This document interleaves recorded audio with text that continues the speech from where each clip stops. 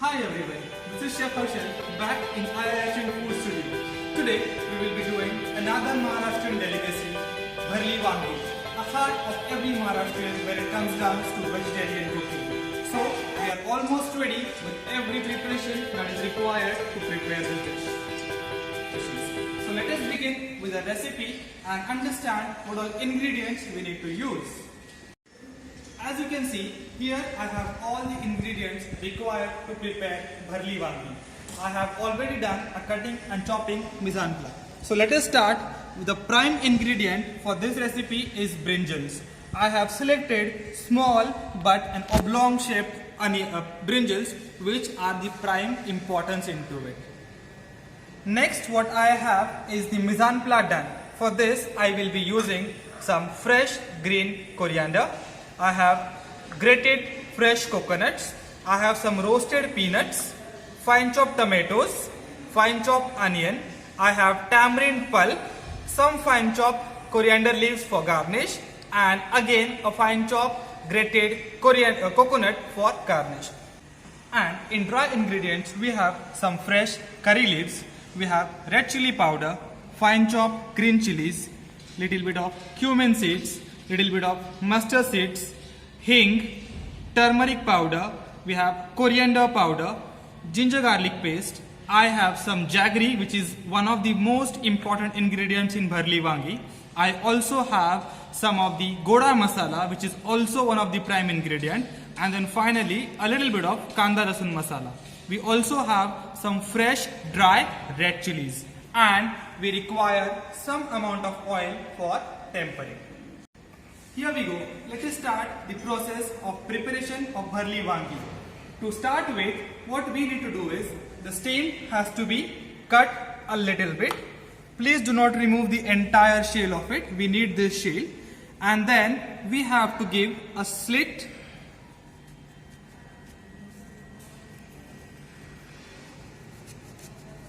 Do not cut off the stem. We only need to cut into 4 so that stuffing can be filled into it. So we need to repeat this process with all the brinjals and put them in cold water. As we have done with the cutting of our brinjals, next part what we have to concentrate is preparing a stuffing for our brinjals. The stuffing, when we prepare the stuffing, we have to ensure that stuffing is properly pasted and nicely grounded. So for stuffing, we will be requiring some roasted peanuts, half a cup. We will be requiring some fresh grated coconut, half a cup. I will be using coconuts half of in the quantity.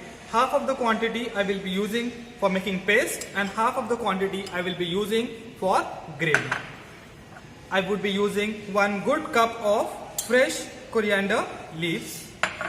I will be using 2 dry red chilies. I will take off the stem, and I will be using some cumin seeds. As you can see, we'll have to grind it to a very fine consistency. Now our paste is finely grounded. We have to make sure that the paste will not be very thin. Now once our paste is ready, we have to start stuffing our brinjals.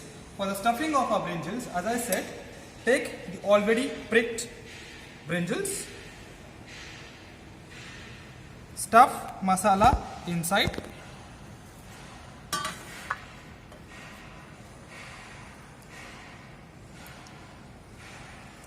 keep them aside. As the preheating of the oil is done and our brinjals are also stuffed, it's time to shallow fry our brinjals. I particularly shallow fry these brinjals so that they will get a nice golden brown crust on top of it, but also they will get cooked nicely. So the remaining cooking which we will be doing in our gravy. So let us start shallow frying our brinjals.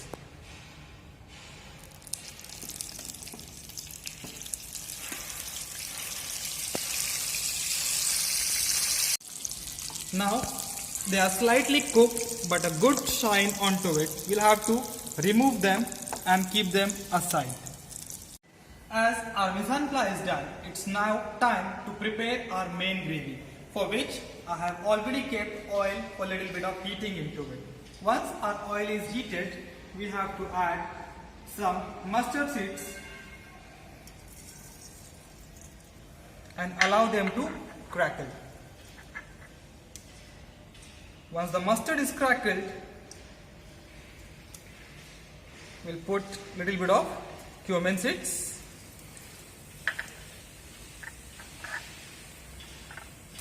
some fresh curry leaves,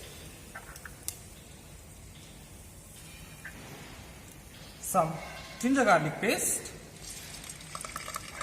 and few of the green chilies.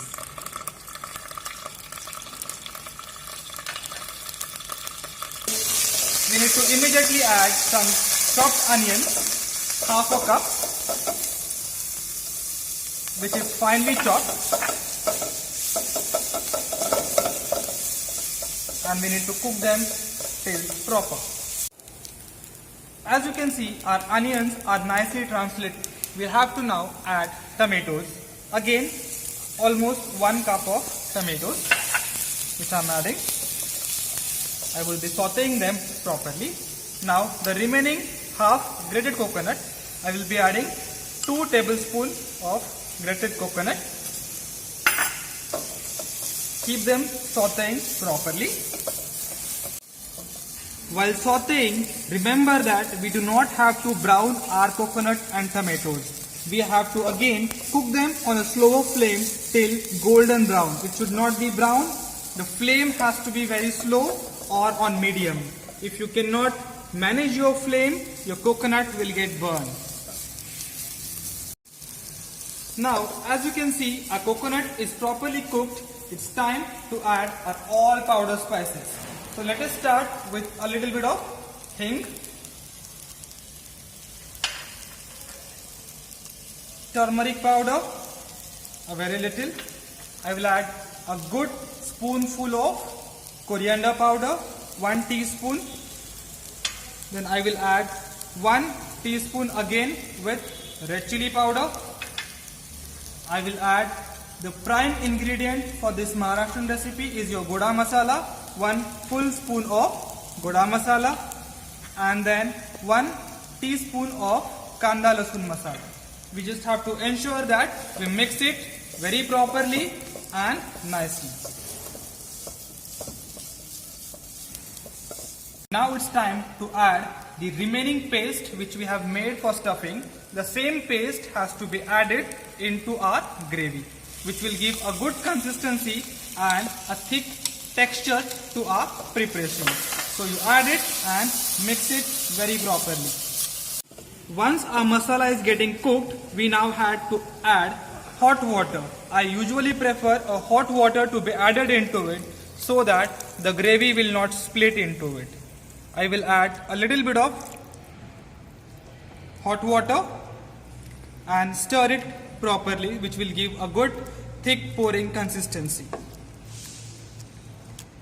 The consistency can be adjusted depending upon how you want. I will be adding more water because we have to cook our brinjals in the same consistency. Once I add the entire water, I will be adding a little bit of tamarind pulp, which will give a tangy taste and a flavor. After adding tamarind pulp, I also will be adding 5 grams of grated jaggery, which will give a sweetness into it. It is also said that jaggery will complement your brinjal in cooking and digestion. So that also is a way to add jaggery into your brinjal preparation, which will help you to digest your food properly. After simmering our gravy for 2-3 minutes, it's time to add our salt. Initially, we'll add a little bit of salt so that we can adjust it at the end of the preparation.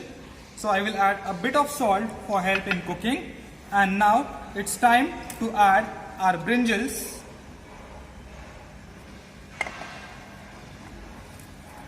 Into our gravy, which will be cooked inside the preparation. Mix them properly, stir it and cook it onto a very slow flame. So I will keep a lid onto it and cook it onto slow flame for 10 to 15 minutes.